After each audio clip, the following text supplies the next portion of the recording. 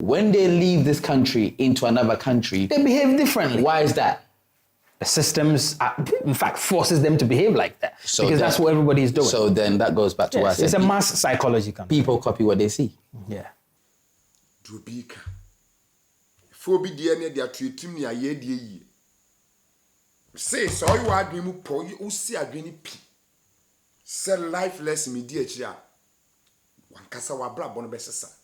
Ya hwe video no.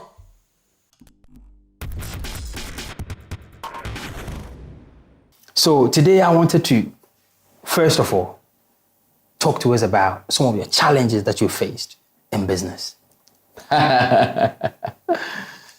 Some of the challenges that you face in business, Yeah. first and foremost, that I believe many people face is your own mindset. Okay. Because you're coming from somewhere different and you're applying the same formula in another country. And I think sometimes when people talk about challenges, they talk about the systems in the country. So they'll say, I'm from London, I've come to Ghana, Ghana is X, Y, Z, blah, blah, blah. And this is not working, that's not working. But in the same vein, there are people here doing similar business or the same business as you and they are winning. So what's the issue then? Right. The issue is you. You are coming with a different formula. That formula works over there because they have a different structure over there. Right. This is a different formula. Same business, different formulas. So if you take maybe for the drivers, those who drive, if you drive in different countries, you have speed limit. But everyone goes to Germany on the Autobahn. Why? Because you can drive as far as you can. It is still driving. Different formula. So if you're from Germany and you come to a country with limitations, the problem is not the country. The problem is you. Right. You haven't transferred your skills to where you are. Okay. And there are certain things that you have to do different, which is challenging because we don't know it. We have not been brought up that way. Our minds are not programmed that way. So we come here with a program that works and we apply it to a similar business and it doesn't work because we have a different program. And we don't understand that we have a different program. We want the whole country to have our program. Right. I'm not saying everything is perfect, but we're coming with a program that's not adaptable. There are no extensions to the program. So what do you think in the process of transitioning to from any country that a person is to Ghana? What should they understand though? You need, About and I the talk place. about this in my book, you need to understand yourself first. You need to understand you. Okay. You are the person that's coming to do the business with different people.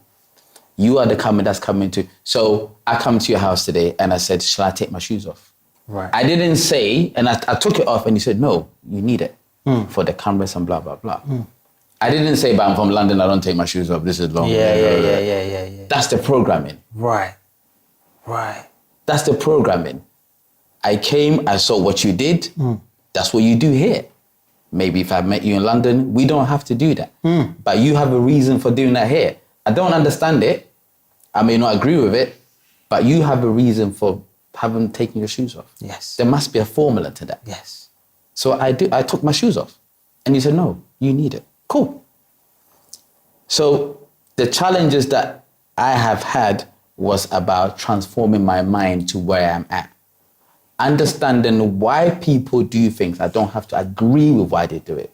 But if I know why you do something, I may be able to ask myself, can I adjust to that? Maybe that's beyond my values. Maybe I can't do that. Maybe that's too much.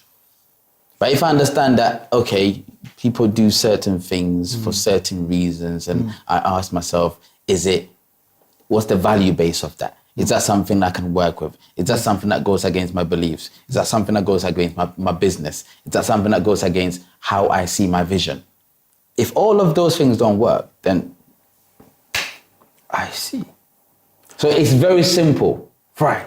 So we need to work on ourselves. That is First, the biggest that- problem. Right. The biggest And thing. if we work on ourselves, then we then can it's adjust easy. to any problem. That's all it is.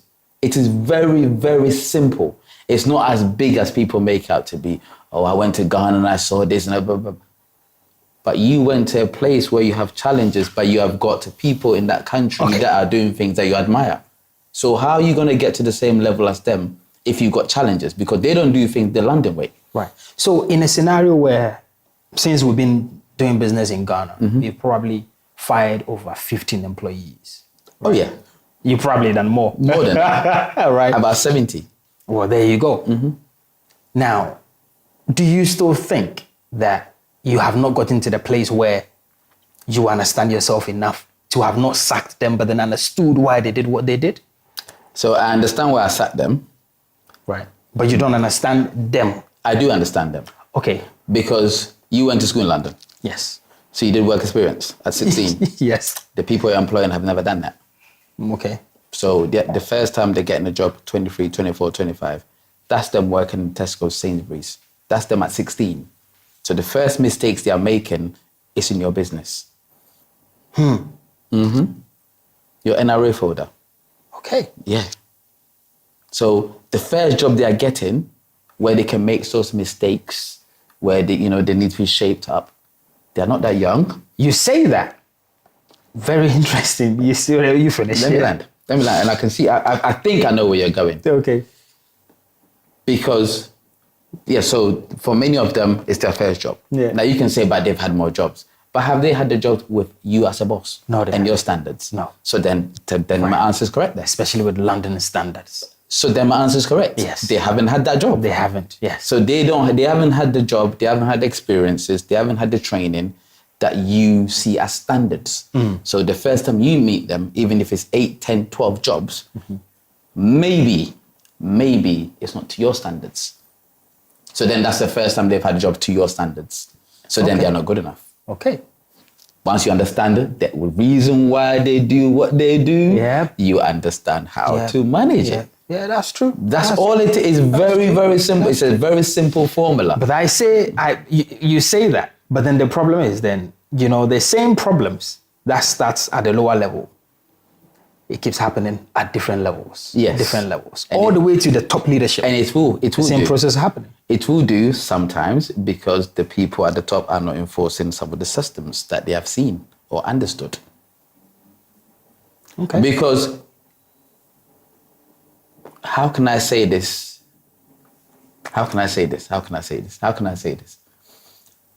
People copy what they see. Most people, yes. Yes. If everybody's walking on the right, everybody will walk on the right. Yes. If everybody's not walking on the right, everybody will not walk on the right. So you got to look at where you are. What happens the most? If what happens the most is the system that's not yours, then that's what people are going to do. Okay. So people copy what they see. If today the fashion is green, everyone wears green. And this is just clothing. So when we talk about employment, talk about human resources, talk about skills, talk about ethics, talk about efficiency, if everybody is efficient, everybody copies efficiency because that's all they know. Yeah, because if some people or most people are not efficient, most people copy what is not efficient. So I'll leave you to answer that question. So you've been here longer than me. I'm just a visitor. Yeah, right. So I think you can see where I'm going. Yeah, I understand. The issue is not necessarily that people don't want, because if the people you're having challenges with, not you per se, the employees that people have challenges with. Yes. When they leave this country into another country, they behave differently. Why is that? The systems, in fact, forces them to behave like that. Because that's what everybody is doing. So then that goes back to what I said. It's a mass psychology. People copy what they see. Yeah. I see what you're... That's all it is. Yes. People copy what they see. I never thought it's very simple. We make a big thing out of it. People copy what they see. Which is why you're saying that it has to be enforced from the top down. That's it. So people can behave in a certain way. But then the issue with some of the enforcement is that if I am your boss and I enforce standards and I do training and I make you very, very intelligent and I give you all the information you need and I make sure that you hold me accountable, it means I have to do more. Yes. Do people want to do more? Here? Not here. I'm just asking an open question. Right. Am I going to give you all the tools and the resources and the information and the training and the education that you need so that you can question me and tell me to do more? I don't know what the answer is to that. Yeah, I'm not sure. I'm not sure. So- but there's something we need to think about. So the issue is not necessarily that maybe people don't want to do stuff, but if you empower your people and you put them to high standards, they It are becomes not a going problem for leadership. It becomes a big problem for leadership. Okay. Yes. So then do you want people that are not educated then? Yeah, we keep them there. Right. So The it's- pyramid concept. So it's all about understanding why people do what the things they do. Right. Does that mean that things can't change? No, it doesn't mean that. I think the internet is one of the biggest things to help Africa because people see what's out there. Right. People can ask questions. Right. You can provide a cheaper training. So where you've come from, a culture where young ones cannot question adults. You see that around a lot of Africans, right? How then do you think that is going to work? By you, Because- by you showing them that they can question you, by making people around you see children question you, by you putting them on a pedestal where you empower the children to ask questions, by you making sure that you're not in a position where you are following that system that you've come to see. Yeah. You being a man in education, Yeah. I'm hoping that this is some of the things that you are educating the kids on, because We do. it starts from those do. kind of circles. They spend more time in schools than at home. We do, but sometimes the parents are the issue. They don't carry on Because at home. No, they don't know it. That's not their culture. That's not how they grew up. So if you didn't grow up a certain way, if you didn't see certain things a certain way, it's very difficult for you to accept that things are different. And I had a perfect example where I had a guest come to the school, he did a quiz, gave the child £5. This was about maybe 2017, 2018. School just opened, came in, did a quiz, well done, high fives, gave the child £5. And I happened to be out of the school at the moment, so I was coming in.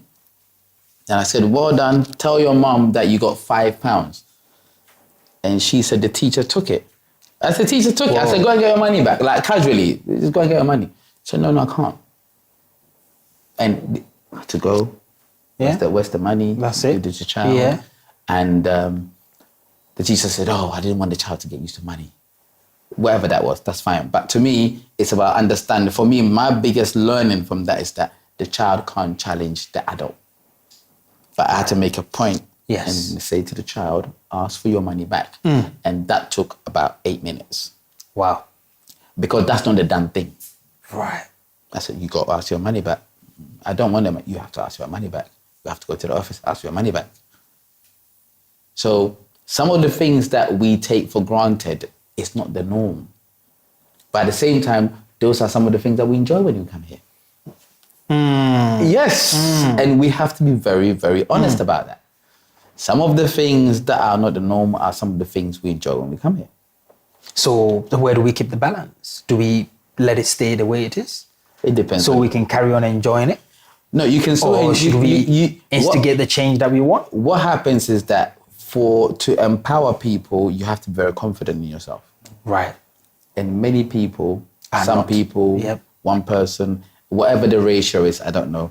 But people feel good when they come home because you get put on a pedestal. Oh, yes. You're seen as the guy or the woman or yes, the this, yes. or you get called names that you never get called before. You get called boss, director, madam, Yes. Mrs. Yes. Those are feel-good things. Yeah. But you have to be confident in yourself to be able to say, Nah. I'm good. Yeah. And that is a very hard thing for many people to do. But I mean, that's what we have, here in Ghana, right? When you go to India, it's sir, right? You speak to Indians online and then they, sir. So that's their culture as well. And there are certain things that are cultural things, which will be very difficult to take out. Yes and no. Okay. Talk to Yes me and about no. that. Well, I don't want to. I'm not denying what you're saying, but I'm saying that yes, I know. Right, right. Because my experience is that there are many benefits to the cultural experiences here Okay. for some of us, And we enjoy it. and we don't want to change it. Right. But in then the same vein, when we see the bad roads, we complain. yes. But the bad road is part of the culture because it's a culture that gave way to the bad roads. Because if there was accountability, then maybe you wouldn't enjoy the benefits of the culture that you did. So you have to be very, very reflective, extremely reflective of what am I enjoying that I shouldn't be enjoying. Maybe if I wasn't enjoying that, the roads would be done. Yeah. You know, and I always say I don't want to focus on what may appear to be negative, because it's not. Ghana is not a negative place. Nah. The issues that we have are personal things, not being able to integrate, not being able to go through a process that we know. But there is a process in Ghana. There is, yes. We may not just agree with that Yes. process, but there is a process. You know, there was a saying that I got here, I learned here, that you don't know there's a law until you're in trouble. Oh, yes. It'll come after you. Yeah, you don't know there's a law until you're in trouble with the law. So the public education about the law is weak. It's weak, Yeah. but people know it's there. And everybody knows that there are certain things you have to do. So for me, I think Ghana is a wonderful place if you take time and you are patient. I think in terms of challenges with human resources, I think the challenges is based on not understanding, understanding what we are coming to face. And I think if we look at the experiences we've had, like I said, many of us had work experience. Oh, yeah. At 16, how many children here in school have work experience? Yeah. And we don't think about it. We take it as a given that they do have it. And even when we are here, it takes a long time for people to say, no one thinks of it, but I've got it in my book. Some of the human resource issues is the fact that they don't have work experience. They don't, with high-end clients. And that's all it is. But there is a scheme, though. I think where the first time they ever get work experience is when they finish university. It's a bit too late, isn't it? Well, That's a national service thing they do. I don't know if it's too late, but is it efficient?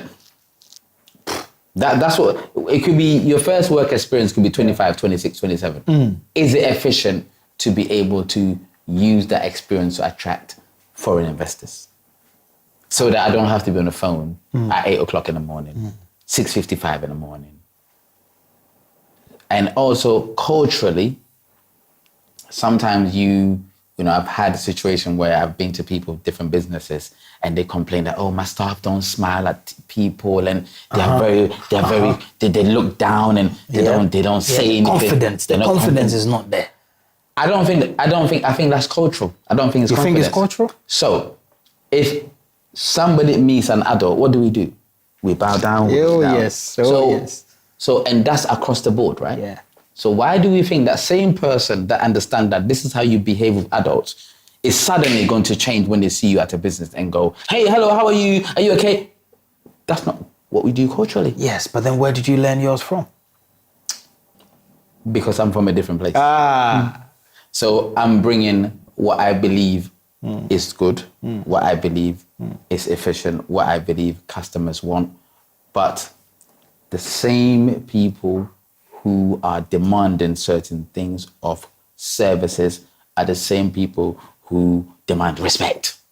So which one do you want? Hello, good afternoon, how are you? Okay, you want the respect, but you want customer service. So who breaks down the difference to the person who lives in the culture where we respect the adults, we put a hand on their back and we look down? If that's what everybody else does, how do I know what is the norm? Because then I need to see everybody else do it for me to accept that that's what it is. Right. And I get into lots of debates with people and people say, no. Let's understand where we are. Right. Do everyone say, good morning, sir, good morning, madam, they bow down, hands on my back, look down, they don't look in your eye.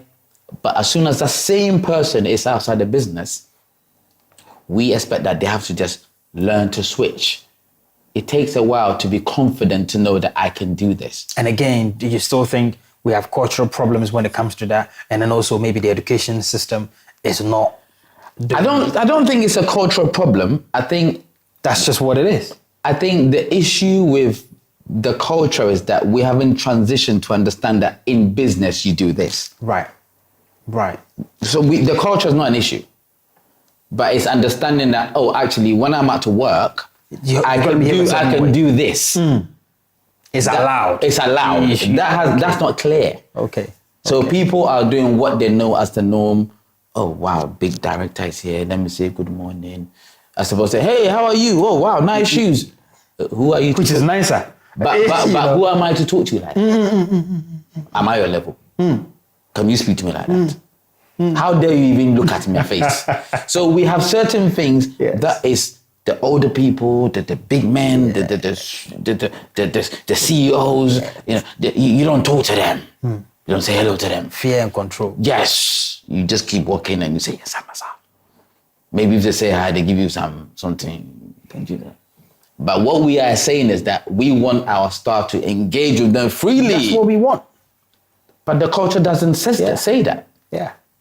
And in London, you can say that to any director. Hey, how are you, mate? You're right. Boom, boom, boom. You know, and they expect that. That's the norm. Yes. So that's happens here. But we are bringing that culture over here. And that's why we are struggling. Where it's not the norm. So the people, the customers want customer service, but the customers also want customer service with respect. So what, I'm supposed to bow down, yes, sir, and hey, how are you? Still be able to. How do you do that? Right. How do you do that? If you've never seen it done.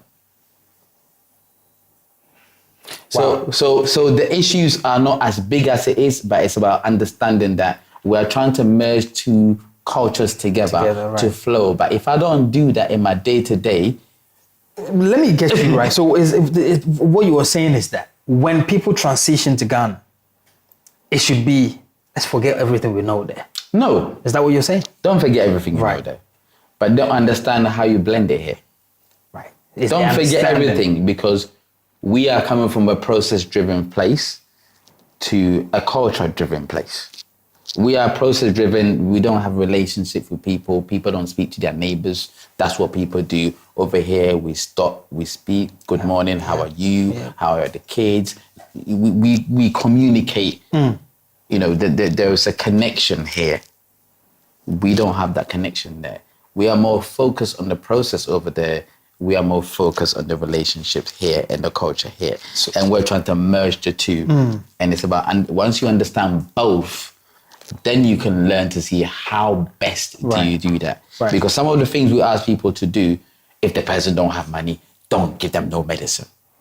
Oh, but that's my neighbor. But they don't have no money. So we're process-driven.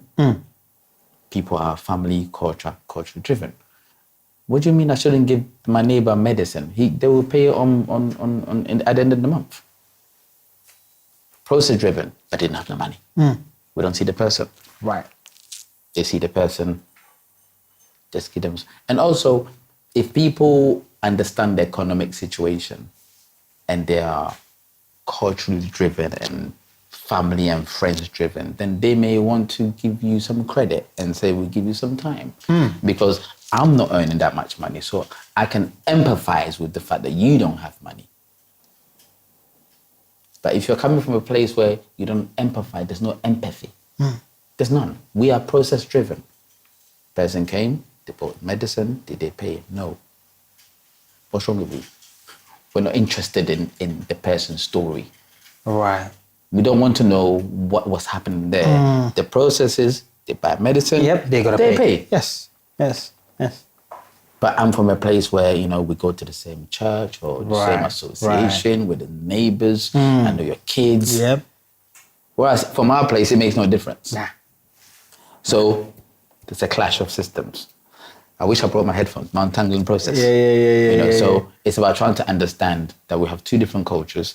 It doesn't mean people shouldn't do their jobs, but if you understand why the person didn't charge somebody and you understood that, then you can use that framework to say, listen, I understand that that's your friend and that's your family and it's difficult and, you know, you've known each other from 1842, but listen, this is the business. Right. So what you need to say to the person when they come is, if it was up to me, I'll give you the medicine for free. But you see my directors, They ain't gonna understand. They're not gonna have that. So I can't give it to you. Yes. So then you absorb your staff away from the responsibility, Right. and now you put it on the director. So I'm still friends with you, but because of my director, I can't give it to you. Then they are cool. But we don't explain things to them like that. But then when the director comes and then you haven't gone through this process, right? And then you say immediately that this person came to buy amoxicillin and I gave to them for free. Yeah. I'm sacking you that same day. Yes. Because that's what I don't understand that. Yes. So you don't understand that. They also don't understand you. No. So they're looking at you as this wicked man. He's got 500,000 They're probably just thinking this guy's an idiot. Yeah. Right. But then in my head, I'm thinking, well, I bought that with money. I'm going to pay you at the end of the day. Yeah. So they don't understand that process. And you also don't understand the process. Yeah. No. So when you say to your staff, when they come and they want medicine, tell them my director said I can't give it to you. But you see, if this shop was mine, I will give it to you. So they maintain the relationship. They don't give the medicine. And then but they you dissociate also, from the situation. that's all it is. But you have to understand why people do things. Maybe if we had this conversation 4 years ago, I wouldn't have sacked as many people as I did. Because it is. You have to understand the culture you're in. But then, then over a period of time, the staff get confident to be able to see it. Right. Because then they know that, okay, it's not about me now. I can use my director's cover. I know I'm working, but if I've never done it before, now you can say, but people should know this. Yeah. Should they? Where would they know it from? Well, how did other people get jobs? What are the routes for them to get the jobs? Did they go for an interview and they got a job and it was given to them due to their competence and their references? Yes. You don't know that. So every staff you take on board, you may have to start the process from scratch. Obi ke bibi tie bi fa bi to wasom fa bi bo bra fa bi so